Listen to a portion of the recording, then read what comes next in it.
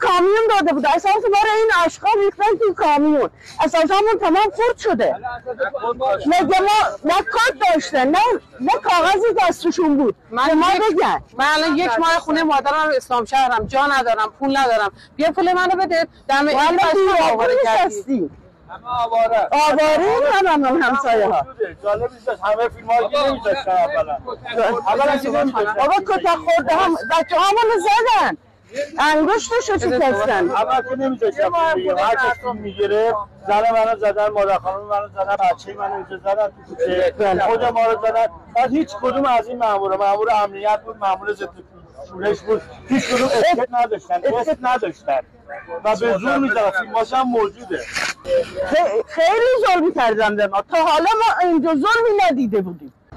یه صبح ساعت 7 صبح اومدن خونه ها تخریب کردن بدون هیچ مجوزی، یگان ویژه و هیچ توافقی با بچه‌های ما نکردن.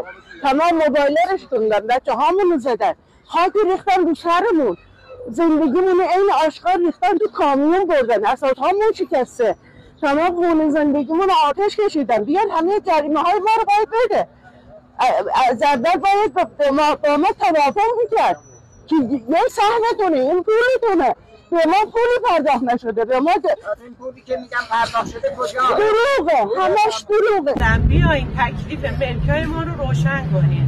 به قیمت روز یا حالا از همون بردارین یا باقی مانده ملکای خودمون رو بهمون بدین. الان ما 1 ماه آواره ایم، این ور اون ور میمونیم. یه بالا دست خودتون میومدن این کارو با خودتون میکردن، حالتون چطور بود؟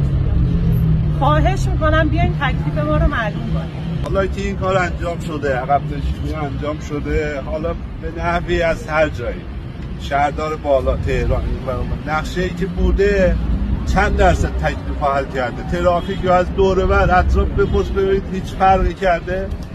اینجا یه ساختمونایی ساختن به نام مثلا بازارچه، چندین میلیارد مالیدن زمین، پیشینش هم برید بپرسید.